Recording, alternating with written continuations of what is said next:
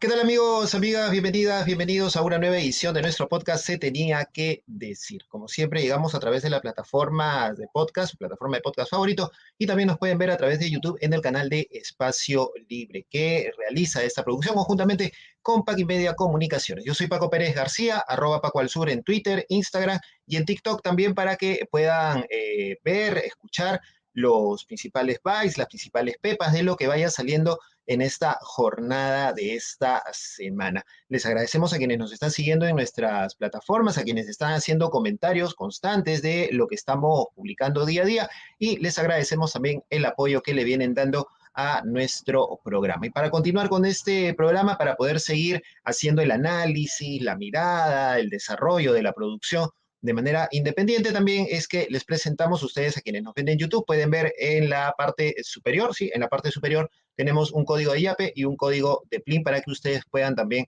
brindarnos el aporte que consideren conveniente y nos puedan ayudar también a poder mantener este programa, esta producción, para seguir llevándoles a ustedes las entrevistas, las conversaciones y el análisis de la situación política. Y si se quieren agregar para recibir información adicional al podcast, lo pueden hacer también a través del Patreon de Espacio Libre, que está apareciendo en la parte inferior de la pantalla. Y para quienes nos escuchan, les contamos, ingresan a www.patreon.com/espacio libre 1, espacio cine, espacio libre 1, donde pueden ustedes brindarnos su aporte para poder acceder también a material exclusivo que vamos preparando día a día, semana a semana. Y a quienes nos están escuchando también y quisieran colaborar, no pueden ver el código YAPE y PLIN, pueden hacerlo al número 993-898-570. 993-898-570. Cualquier tipo de aporte será bienvenido. Bien, vamos rápidamente a contarles lo que ha venido ocurriendo esta semana y sobre todo este fin de semana, que ha estado muy, muy intenso, porque han aparecido publicaciones, han aparecido reportajes, sobre todo de la prensa digital, han aparecido reportajes que están marcando la tendencia en la semana. Pero vamos a empezar con un tema importante también de la coyuntura, que tiene que ver con el adelanto de elecciones, de lo cual también vamos a conversar con nuestro invitado más adelante, Richard Arce, excongresista del Frente Amplio. Con él vamos a conversar y que se rumorea, vamos a que él nos aclare, se rumorea que está también desarrollando un papel de asesor en Palacio de Gobierno. Él nos lo va a confirmar o lo va a negar más adelante, así que quédense con nosotros. Pero vamos a comentar este tema del adelanto de elecciones. 70% de encuestados está pidiendo nuevas elecciones. Esto según el sondeo que ha hecho Ipsos Perú este último fin de semana, en donde se está señalando que un 70% de personas encuestadas quieren ya el adelanto de elecciones, pero para este 2023, cosa que está muy complicada porque el Congreso sigue dándole largas a este tema y está bastante archivado el caso, y en el Ejecutivo tampoco parece haber intenciones de querer irse antes de que termine el año 2023. Hay diversas informaciones que están señalando que desde el Ejecutivo tampoco hay la intención de querer dejar los cargos. Por eso es que tampoco prosperó dentro del gabinete ministerial el proyecto de ley que presentó Alberto Otárola para el adelanto de elecciones, con lo cual nuevamente queda dicho que la presidenta Boluarte aparentemente no sería la que está mandando ni la que está gobernando, porque ella dijo: si en el Congreso no prospera, yo mando mi proyecto de ley. No hay proyecto de ley porque no ha sido aprobado en el gabinete ministerial. Una cosa de locos realmente, pero más del 70% de la gente está pidiendo elecciones. Esto también se ha revelado en otra encuesta que ha salido publicada también este fin de semana, aparte de la de Ipsos, y las que publica semana a semana el Instituto de Estudios Peruanos, que está informando también este porcentaje importante. Otra noticia que también ha calado y que no ha sido demasiado publicitada en los medios de comunicación tradicionales es este informe presentado por IDL Reporteros el último fin de semana. Ellos han hecho una constatación de imágenes, de videos de seguridad de la municipalidad, del gobierno regional de Ayacucho, de negocios privados también que se encuentran alrededor del aeropuerto, y han podido confirmar, haciendo una reconstrucción de los hechos, revisando el análisis pericial y forense, que por lo menos 6 de las 10 personas que fallecieron en Ayacucho durante la protesta de diciembre del año pasado fueron asesinadas por miembros del ejército. Hay videos que muestran a miembros del ejército disparando al cuerpo. Esto se confirma con los videos en el momento que las personas están siendo heridas en un primer momento y luego, bueno, fallecen lamentablemente por esta situación. Y esto además del análisis pericial y forense que se ha realizado, que ha confirmado que las balas, los casquillos de balas son de los fusiles utilizados por el ejército. Incluso en el informe se menciona que uno de los fallecidos tenía todavía dentro del tórax la bala que lo había asesinado y era una bala que provenía de estos fusiles del ejército.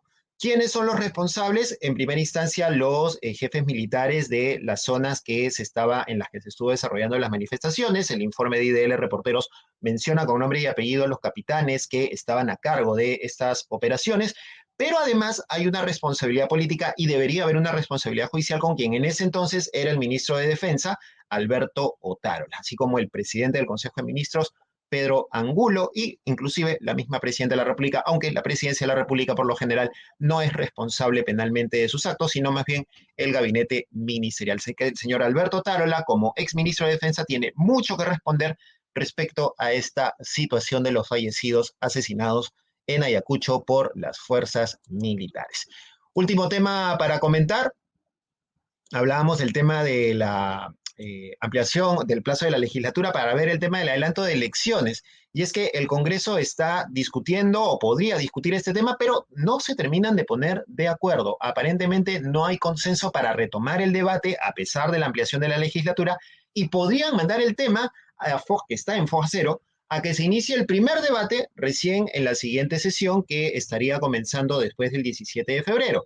El siguiente inicio del periodo anual de sesiones que estaría iniciando en febrero y podríamos estar teniendo una segunda decisión todavía pasado el mes de julio. Así que esto lo van a encarpetar hasta morir. Y decíamos también que en el Ejecutivo lo que están planteando ellos, según información que ha sido publicada también en algunos medios de comunicación, los ministros están planteando políticas públicas para poder quedarse. Es decir, que haya la posibilidad de trabajar en algunos temas y en algunos sectores que, aunque no lo quieran decir, representan a un empresariado, a un poder fáctico que ellos están aparentemente representando y que eso también es lo que genera la desazón y parte de las movilizaciones. Nos queremos quedar, dicen en el Ejecutivo, el Congreso dice que también se quiere quedar y que si hay elecciones que solamente se vaya la presidenta, ellos se quedan. Así está la cosa, está complicadísimo que se quieran ir. Ya no es que se vayan todos, sino nos quedamos todos. Se tenía que decir.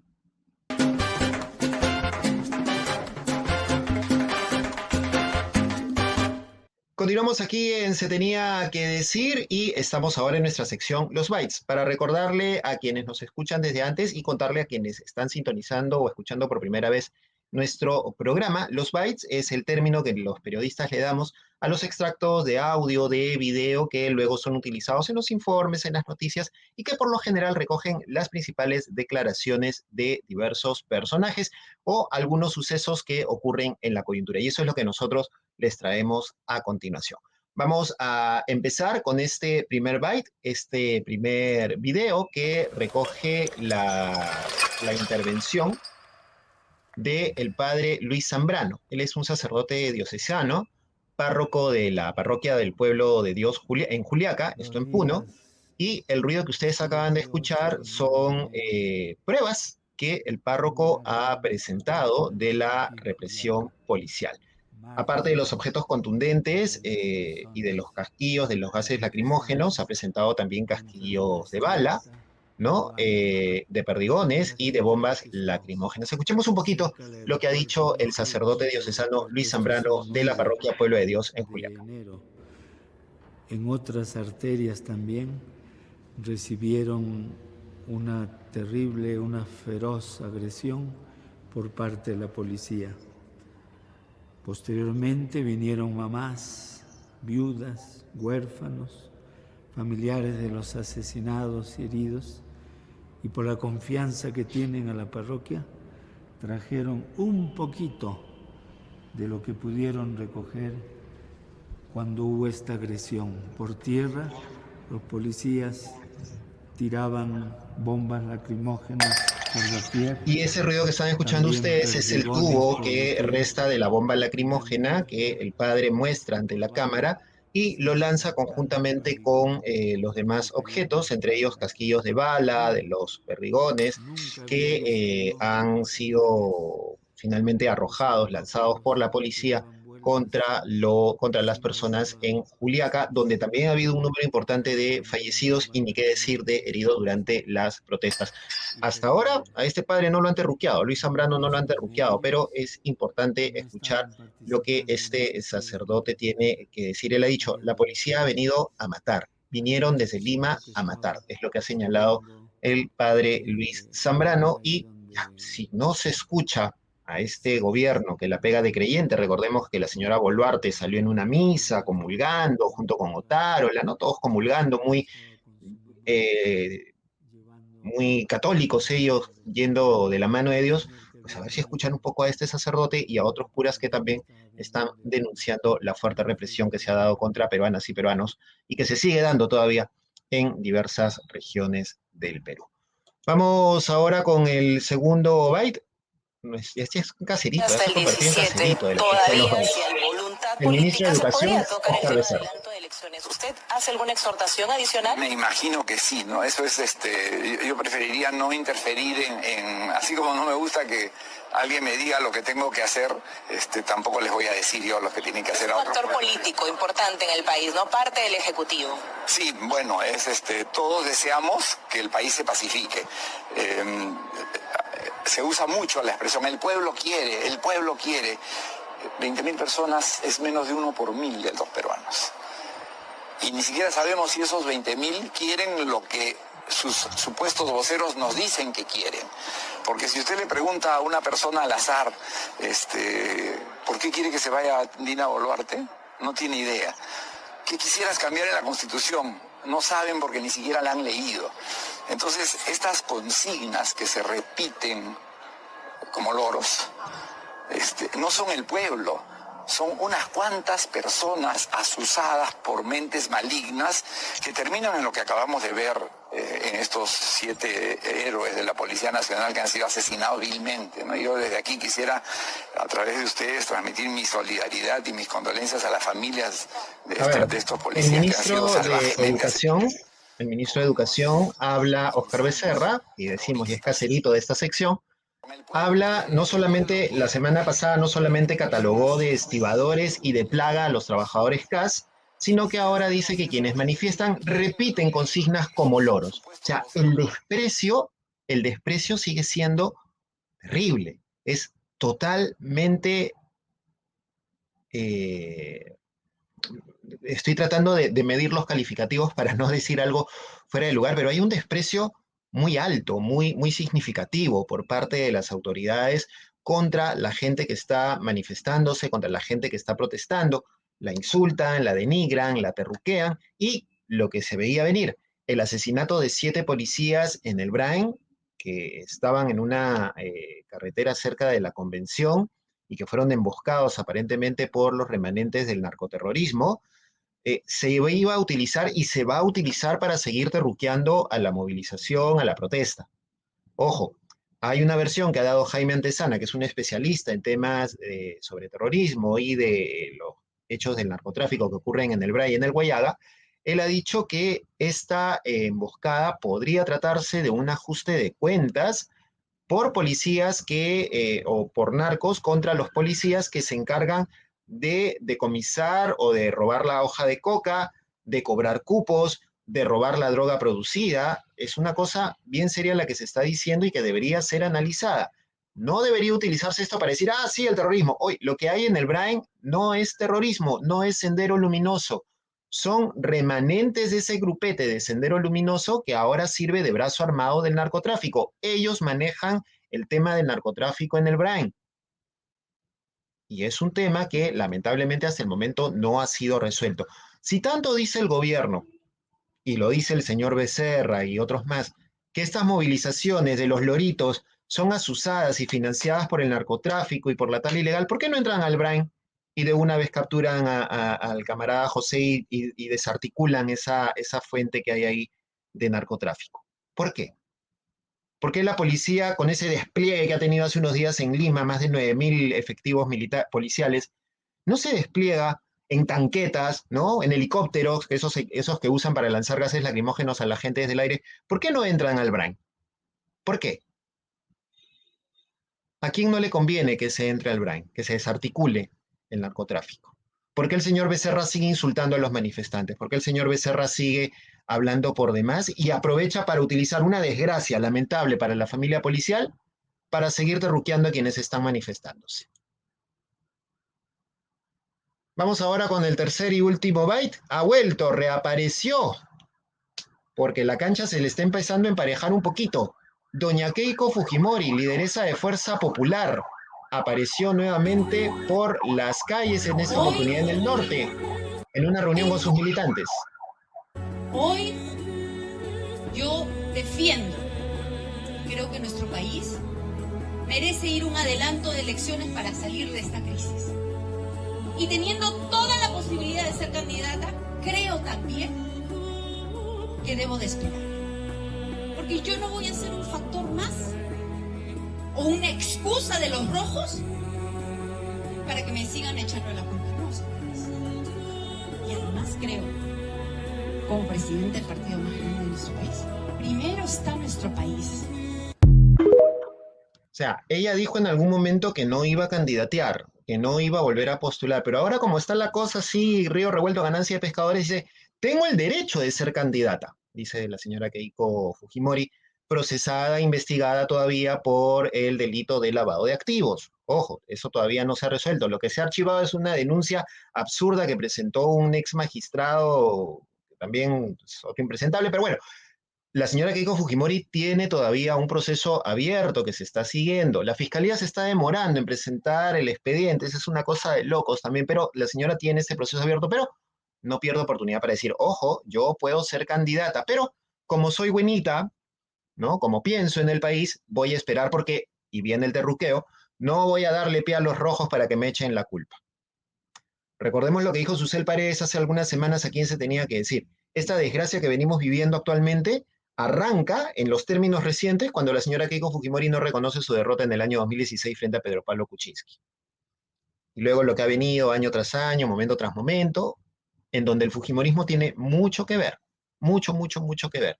Y la señora Keiko Fujimori está esperando el momento adecuado para decir, volví o me sacrificaré por el país, seré candidata.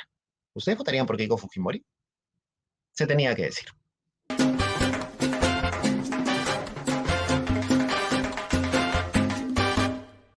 Bien, continuamos aquí en nuestro podcast Se Tenía que Decir y estamos en esta oportunidad ya conectados con Richard Arce. Richard Arce ha sido congresista de la República, pertenecía a la bancada de Nuevo Perú y ahora sigue todavía en medio de la situación política, ya sea desde su posición como analista político y un poco comentando también las situaciones que se vienen dando en nuestro país actualmente.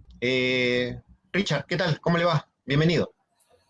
Paco, un gusto poder dialogar con ustedes. Preocupado, Bien. como todos, por la situación que vive nuestro país y con la expectativa de que podamos buscar un camino que nos permita salir de esta profunda crisis. Creo que es una responsabilidad absolutamente de todos los peruanos. No podemos seguir en este juego lamentable que se ha llegado de confrontarnos entre peruanos, ¿no?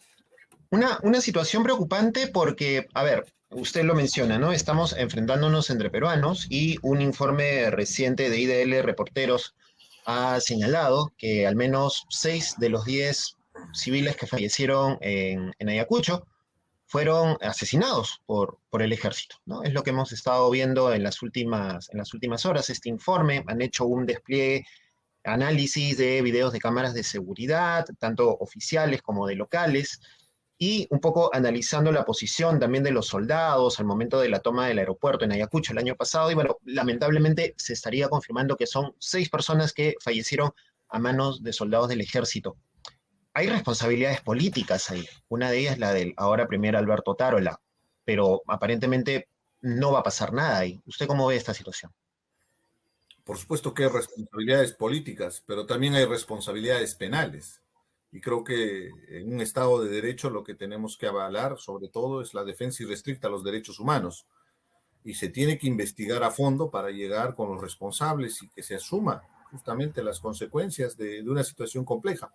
solo que tendría que abonar algo muy importante a todas estas investigaciones, ¿no? Hay un contexto previo, hay un escenario donde se ha dado esta circunstancia y lamentablemente viene de los mensajes de odio del gobierno de Pedro Castillo, que durante varios meses estuvieron polarizando al país, enfrentándonos entre peruanos, cuando la tarea más bien era reducir esas profundas brechas sociales que existen en el país. Lamentablemente hay otro Perú que no existe para, llamémosle el establishment, ¿no? El status quo que existe en el Perú y que no es atendido, ¿no? Y que la tarea de un gobierno justamente es reducir esas brechas de exclusión, ¿no? No incentivar el revanchismo, el odio, la confrontación, como se ha venido haciendo. Y lo otro, evidentemente, en ese contexto también, analizar que la situación se dio lamentablemente en una confrontación, en una intención también de tomar un aeropuerto, un activo estratégico, y te lo puedo graficar con algo muy elemental, porque el aeropuerto de Andahuaylas, que está muy cerca de Ayacucho, también ese aeropuerto sí fue tomado y prácticamente destruido, ¿no? El día de hoy el aeropuerto no funciona porque la torre de control fue destruida y no hay forma de que puedan aterrizar aviones. Y te comento esto porque las 2 últimas semanas habían pacientes graves que necesitaban ser evacuados. En realidad el aeropuerto de Andahuaylas, para que te des cuenta, no funcionaba desde el 2018. Desde que esa empresa, debes recordar, LC Perú fracasó, cerró, terminó sus operaciones, no hubo más vuelos a Apurímac. O sea, el aeropuerto estaba de decorativo, pero sí servía para las emergencias. Entonces, ¿qué ha sucedido? Que lamentablemente, con este nivel de confrontación, hubo una acción muy concreta, se destruyó el aeropuerto y el día de hoy no se puede evacuar pacientes graves que necesitan atención, porque también tenemos otro problema serio en Apurímac, pues, que es que no contamos con la infraestructura, menos con los especialistas que puedan atender situaciones graves de salud, ¿no? Entonces, no sé si ahí podemos entender la magnitud de la responsabilidad de llegar a este nivel de confrontación, ¿no? Se ha llegado a una situación donde todos nos estamos exponiendo y no estamos ayudando a atender necesidades básicas elementales como es la atención médica, ¿no? Pero es bastante contraproducente, ¿no? Porque estamos hablando del siglo XXI y tenemos que evacuar pacientes desde una ciudad a otra para que puedan ser atendidas, ¿no? Ahí está justamente un indicador de estas profundas brechas de exclusión que te hablaba. Exacto, ahí hay un punto que resultaría importante siempre incidir en eso, ¿no? Porque resulta muy facilista, digamos, decir, no, esto forma parte de los mensajes de odio, esto forma parte de un discurso que viene de la izquierda, del comunismo, ¿no? Digamos que por ahí es una salida que incluso se está utilizando desde el gobierno, incluso voceros de otras bancadas están diciendo, ¿y por qué la gente no protesta? Porque les falta infraestructura, ¿por qué no van los gobiernos regionales? O sea, digamos que es una salida muy práctica, muy fácil en ese momento, y sin embargo no nos damos cuenta que hay toda una situación detrás, ¿no? Que tiene que ver precisamente con estas brechas, con esta escasez de recursos, con este ninguneo que ha habido a las regiones durante muchos años, y que ahora pues ha encontrado este desborde finalmente, ¿no? Sí, y habría que entender justamente el tema de fondo, porque también vamos a analizar con mucha objetividad. Lo primero es que no solamente es al lado de la izquierda, también al lado de la extrema derecha han estado abonando este escenario de conflictividad con mensajes también de odio, de confrontación, de beligerancia, de llegar al extremo de llamar terroristas a todos los que estaban manifestando. Para gente como Montoya y toda la extrema derecha, cualquier manifestante, mis hermanos de Apurímac, de Ayacucho, de Puno, son terroristas, o sea, absolutamente todos. No vamos a negar que ha habido acciones violentas, eso es innegable, lo hemos visto, hemos testimoniado, los medios de comunicación nos han mostrado la crudeza de la confrontación y cómo se exacerba la violencia, ¿no? Pero no puedes terruquear a todo el mundo, porque para empezar es una afrenta, porque nosotros en Apurímac, en Ayacucho y en otras regiones del sur del Perú hemos vivido lo que ha significado la demencia terrorista. En ese escenario, definitivamente, con objetividad, o sea, es más bien una abierta provocación. Y lo segundo es que permanentemente ellos inclusive hablan de soluciones drásticas, ¿no? Ellos quieren imponer el Estado de Derecho con balas. Eso también es otra ofensa. ¿Cómo puede ser posible que en democracia, y donde se supone que hay un Estado, justamente un Estado de Derecho, se va a imponer la razón con balas, ¿no? Entonces, hay que llamar la atención también a esa extrema derecha y también a la extrema izquierda, ¿no? Que está utilizando inclusive como bandera política los muertos. Estaban buscando muertos para que tengan como plataforma política. Y eso es gravísimo. Tú más bien tienes que exhortar la paz. Ahora, el otro punto que te quería abordar en ese análisis que tú me planteas en la pregunta, definitivamente que hay problemas detrás de las protestas sociales, que el día de hoy más es una protesta, yo diría es un conflicto político. La protesta es social, porque se están movilizando, que inclusive ha llegado al extremo de estar ridiculizando a los manifestantes cuando les preguntan sobre los motivos de por qué se manifiestan. Lo que no entienden mucha gente, y sobre todo los que ironizan y se burlan de los manifestantes, es que la gente de las comunidades campesinas, de los centros poblados, de los caseríos, la gente que viene del sur, en realidad lo que está manifestándose es para hacerse sentir, para decir que también existen para este país, por años de postergación, de exclusión. Entonces estaban buscando un medio de escape, una forma de visibilizarse. Y evidentemente en esta coyuntura que se ha generado por un tema estrictamente político, es una oportunidad para ellos para mostrarse, para decirle a ese Estado, porque no los representa. La clase política que gobierna no representa. Yo creo que ahí está el tema de fondo. Acá estamos viviendo una crisis de gobernabilidad porque las autoridades electas no representan a la población. Entonces, ¿Y cuándo han representado a la clase política a la población? Porque ese es el mensaje también que desde hace varios años estamos teniendo. O sea, la gente, me incluyo, sigue diciendo, este Congreso no me representa, este presidente no me representa, esta presidenta no me representa. Ok, la puedo haber escogido, pero ahora con las acciones que está tomando, no me representa, no está siendo partícipe de lo que yo pensaba o de lo que yo creía como ciudadano que iban a hacer como muestra de cambio. ¿Qué pasa con la clase política? ¿Por qué está tan desgastada? ¿Por qué de pronto pierde esta legitimidad de un momento en cada momento? Mira, el cuestionamiento a la clase política, eso va a ser permanente. El asunto es que en este momento, Paco, no solamente por las manifestaciones públicas que se han hecho en la calle, sino también las encuestas, hay un nivel de descrédito, de descalificación justamente a nuestros gobernantes. Y un tema es muy más que objetivo. Recuerda bien que se vacó a Pedro Castillo, si bien es cierto por su intentona golpista, pero también por la carga de denuncias de corrupción en el que estaba involucrado directamente el propio presidente. Pero hay un detalle ahí bien importante. El presidente no actuaba solo. Existía otro contrapeso político que es el Congreso de la República. ¿Por qué durante 17 meses los congresistas no accionaron sus herramientas constitucionales que tienen para hacer control político y fiscalización? ¿Por qué avalaron inclusive a ministros delincuentes como Juan Silva, que por cierto el día de hoy está asilado en Venezuela y recibe $5,000 de sueldo de parte del Estado venezolano, mientras que sus connacionales probablemente están en la esquina pidiendo una limosna para poder sobrevivir en nuestro país, ¿no? Entonces, acá ha habido una corresponsabilidad, una componenda de parte también del Congreso. Por eso hay los niños, las niñas, los congresistas topos. Y fíjate la paradoja, ¿no? Vacaron a Castillo y ese día todavía salen en la foto festejando. ¿Qué festejaba el Congreso de la República si ellos no hicieron absolutamente nada? Si al final fue el propio Pedro Castillo que entregó su cabeza en una bandeja de plata al intentar hacer un golpe de Estado al mismo estilo de Alberto Fujimori. Ahora, cuando tú dices, tienes razón, o sea, se presta la generalización, pero habría que entender que se ha perdido la legitimidad. Muchas autoridades electas entienden que ganan la elección y ya tienen un cheque en blanco para hacer lo que se les venga en gana. No, señor.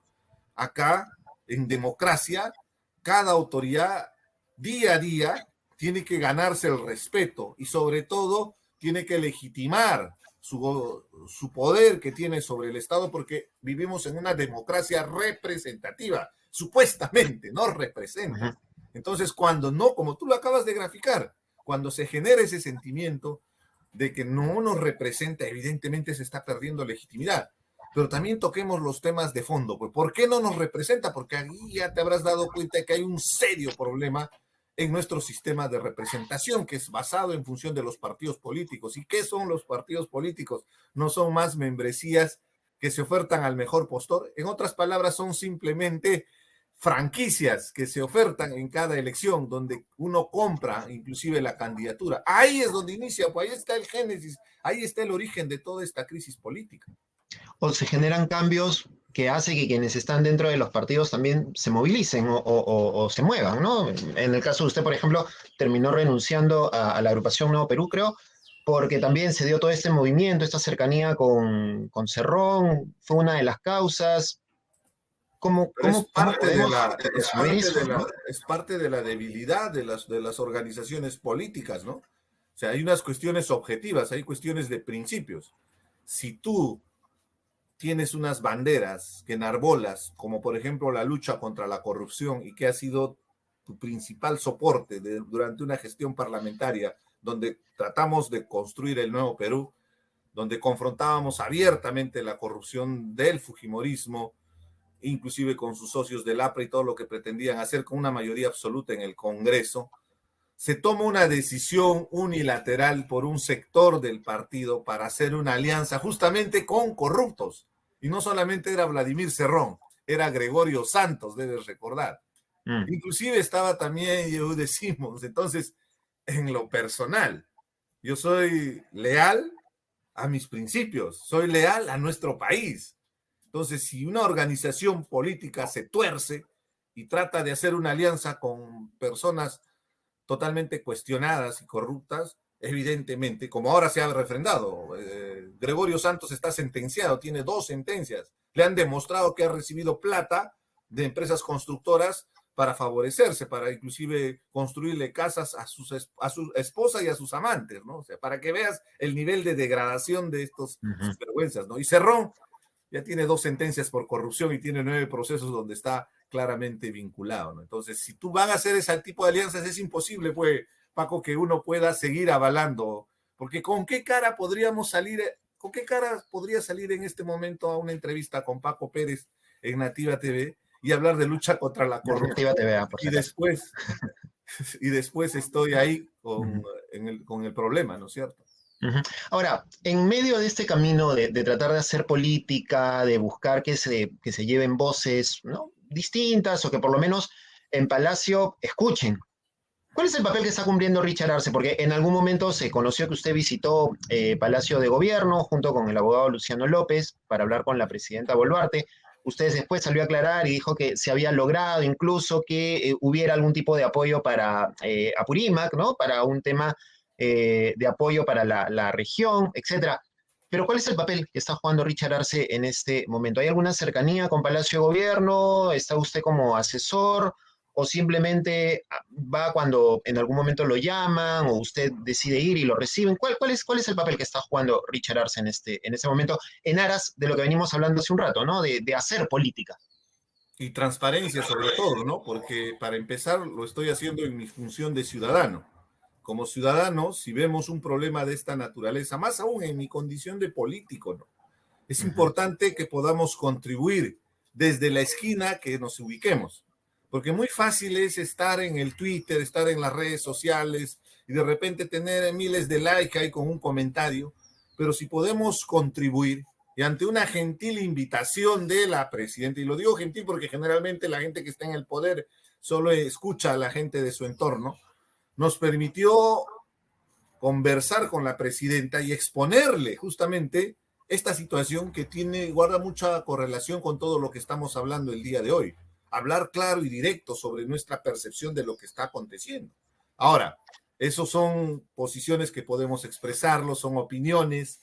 Al no ser funcionario público, al no tener un cargo, no soy asesor de nada, menos que sea por una contraprestación económica, eso también que quede claro porque se pretende descalificar. Todo el mundo cree que el hecho de tratar de colaborar siempre es a cambio de algo, ¿no? Somos peruanos y tenemos que hacer patria y tratar de apoyar al país y evidentemente se plantean propuestas, si la toman en cuenta, bien, pero también están en su facultad de no tomarlas en cuenta, ¿no? Y ¿Pero hay una colaboración frecuente o solamente fue esa visita?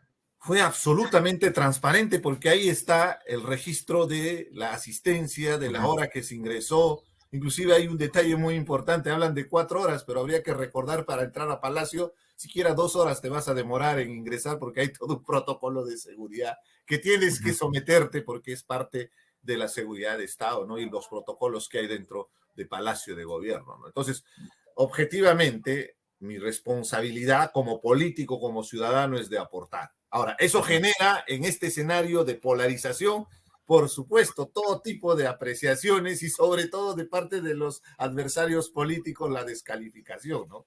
Y también yo entiendo, muchos medios de comunicación, cualquier periodista va a querer tener información de los detalles de esa reunión, pero hay un tema ético de por medio, más allá del interés público. Tampoco voy a salir a un medio a estar explicando con lujo de detalles qué se trató en la reunión, porque hay un tema de respeto, hay un tema ético, ¿no? De una reunión que fue absolutamente transparente, y creo que en eso creo que vamos a coincidir en el sentido de que esto no fue zarratea, pues. Acá fuimos en una hora, se tiene la hora de ingreso, la hora de salida, inclusive lo anuncié en el Twitter cuando tuve la gentil invitación. Yo lo llamo gentil, te vuelvo a repetir, por ese hecho. Ahora, en esta situación, Paco, creo que es una responsabilidad de todos tratar de buscar algún mecanismo que nos ayude a salir de esta profunda crisis. Y yo creo que ese mecanismo y ese objetivo se llama la paz social. Ese es el gran objetivo, la gran cruzada en el que tenemos que estar involucrados todos, ¿no?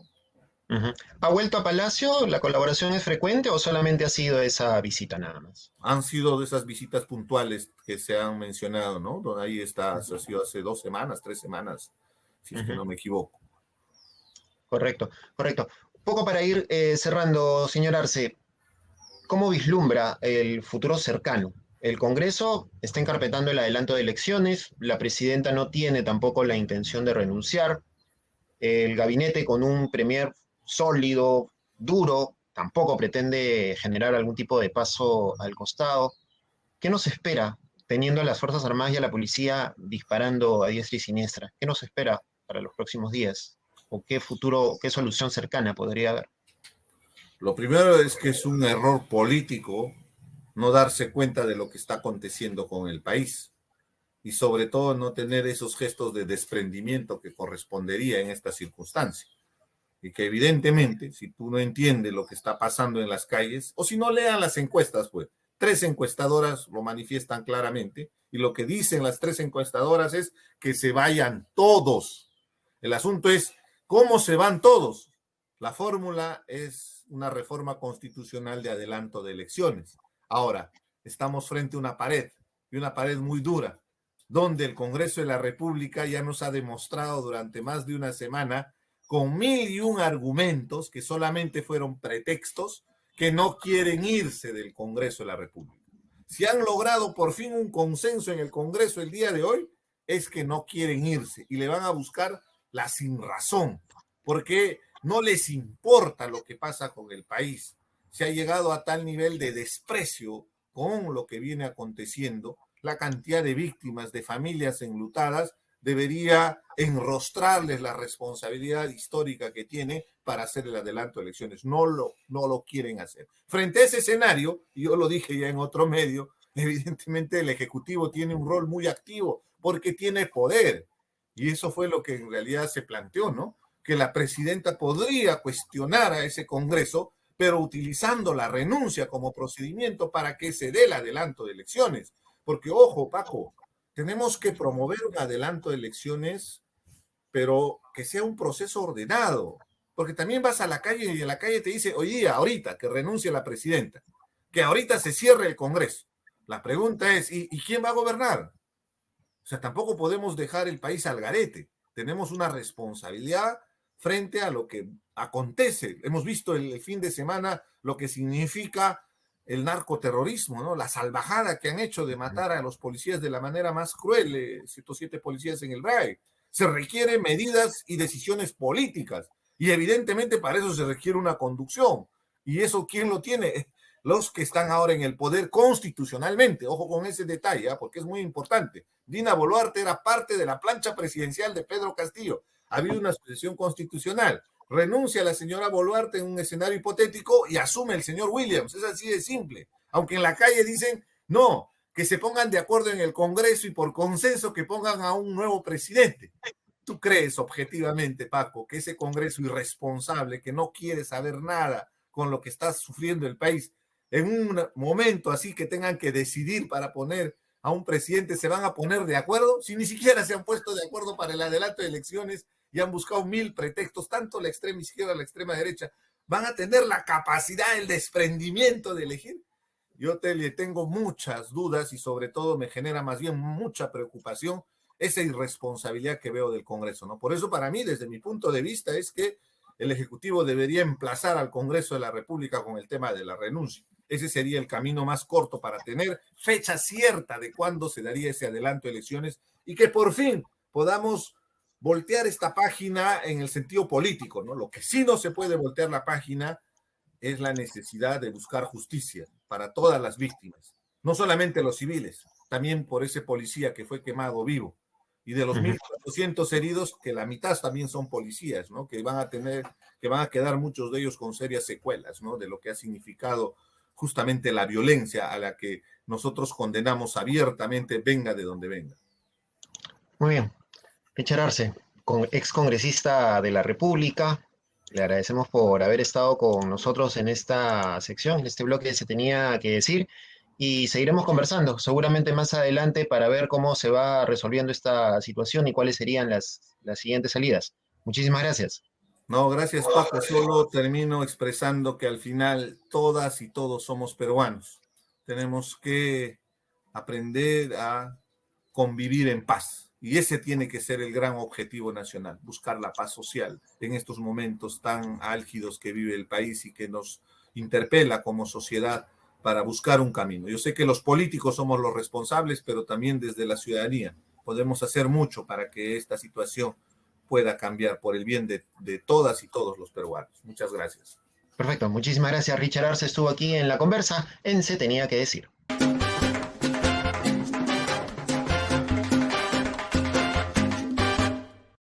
Y bien, continuamos con nuestro podcast Se Tenía que Decir y estamos en nuestra sección Pese a todo positivo. A pesar de la situación política, de la coyuntura, siempre tratamos semana a semana de rescatar algún aspecto positivo que se haya dado en algún punto de nuestro planeta, ya sea por el tema de la música, del espectáculo, las artes, en fin, o el deporte. Ahora nos vamos a referir al tema de la cultura, al tema de la literatura. Y es que uno puede estar de acuerdo o no con Mario Vargas Llosa, puede estar en desacuerdo totalmente con sus posiciones políticas, pero no se puede negar que hoy por hoy es el escritor, el literato peruano más reconocido y con mayores logros en la historia reciente de nuestro país. Premio Nobel de Literatura y recientemente integrante de la Academia Francesa. Una mención, una designación que ha generado también una serie de reacciones, sobre todo en Francia, porque la gente dice, ¿por qué incluir a un hispanohablante en la Academia Francesa cuando tenemos tantos autores importantes aquí en Francia que podrían estar dentro de esta institución, dentro de este grupo? Sin embargo, la Academia Francesa ha decidido honrar al Premio Nobel de Literatura con su integración a la Academia Francesa, convirtiéndolo en un inmortal, porque esta es la designación que se dan los integrantes de la Academia Francesa. Es un hecho importante a nivel académico, a nivel de la literatura, repetimos, porque es la inclusión de Mario Vargas Llosa a un grupo de élite importante, reconocido dentro de la cultura y que va a formar parte también de un largo repertorio de literatos y de autores que son reconocidos a nivel de Europa y a nivel mundial en general. Y esto es un galardón más, quieras o no, para el escritor y es un galardón también para el país.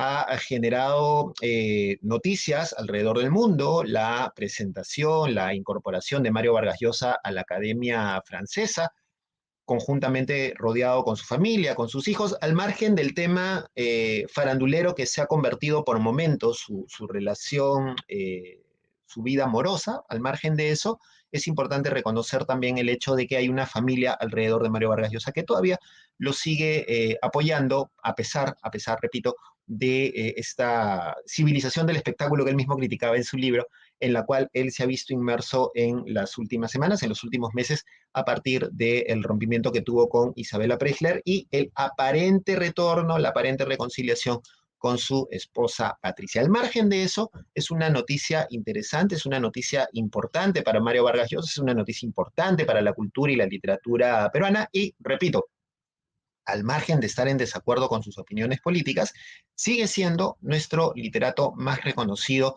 en la historia moderna de nuestro país. El autor de La ciudad y los perros, Las travesuras de la niña mala, Conversación en la catedral, entre otras, que le han dado pues un amplio repertorio a Mario Vargas Llosa para ser considerado no solamente como Premio Nobel de Literatura, sino ahora como un miembro más de los inmortales de la Academia Francesa. Interesante también porque en su discurso al recibir esta mención, ha hecho una defensa cerrada de la universidad pública. Vargas Llosa es un alumno de universidad pública, es una hechura de la universidad pública, y él ha defendido el tema de la importancia de la universidad pública en la formación de las peruanas y de los peruanos, y en la formación también en el desarrollo de lo cultural dentro de toda esta situación. Un discurso importante en momentos en que la universidad pública en el Perú también está siendo amenazada por los intereses que se van moviendo desde el Congreso de la República para tratar de volver a un formato, a un esquema que predomina el servilismo, el clientelaje, por encima de la calidad de la educación superior. Palmas para Mario Vargas Llosa, palmas para la literatura peruana, se tenía que decir.